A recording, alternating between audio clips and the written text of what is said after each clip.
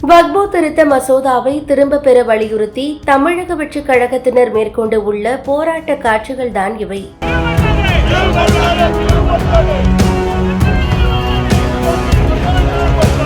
எதிர்க்கட்சிகளின் கடும் எதிர்ப்புக்கு மத்தியில் வக்பு வாரிய திருத்த மசோதா மக்களவையில் நிறைவேற்றப்பட்டது. இந்த மசோதாவை திரும்ப பெற வலியுறுத்தி நாடு முழுக்க எதிர்க்கட்சிகள் குரல் எழுப்பி வருகின்றன.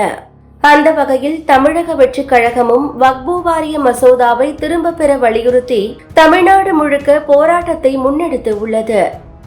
இந்த போராட்டத்தில் வக்பு வாரிய திருத்த மசோதாவிற்கு எதிராக தவேகாவினர் கோஷம் எழுப்பிய நிலையில் தவேகா பொதுச் செயலாளர் என் ஆனந்த் செய்தியாளர்களை சந்தித்த போது, இஸ்லாமியர்களுக்கு எதிராக நிறைவேற்றப்பட்டிருக்கும் வக்பு சட்ட திருத்த மசோதாவை ஒன்றிய அரசு உடனடியாக திரும்ப பெற வேண்டும். இந்த சட்டத்தில் தங்களுக்கு பாதிப்பு ஏற்படும் என்று இஸ்லாமியர்கள் தொடர்ந்து அச்சம் தெரிவித்து வருகிறார்கள்.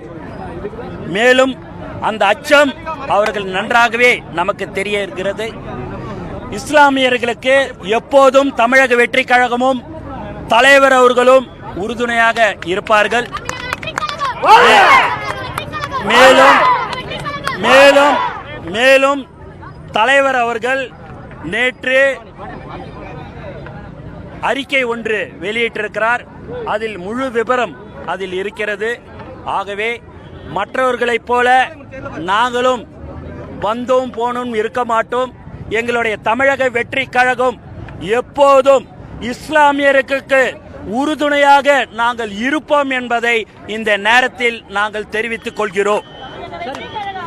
இஸ்லாமியர்களுடைய நலனுக்காகவும் வெளிப்படைத்தன்மைக்காகவும் தான் வக்பு திருத்த மசோதா நிறைவேற்றிருக்கணும் மத்திய அரசு சொல்றாங்க.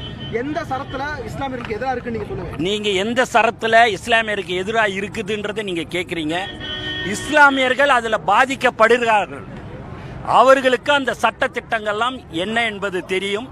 எதற்கு தேவையில்லாமல் அவங்களுடைய சொத்துல, உங்க வீட்டு சொத்து இருக்குது, அதுல இன்னொருத்தவங்க போய் அந்த சொத்துல பங்கு கொள்றோம் இல்ல அதுல நாங்க இருக்கலான்றது எந்த விதத்துல நியாயம்?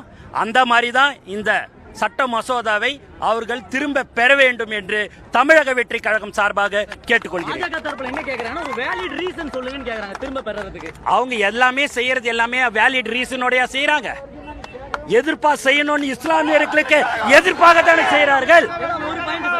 என்ன சார் ஒரு பாயிண்ட்? இஸ்லாமியர்களுக்கு மக்கள் தானே தேர்ந்தெடுத்தாங்க.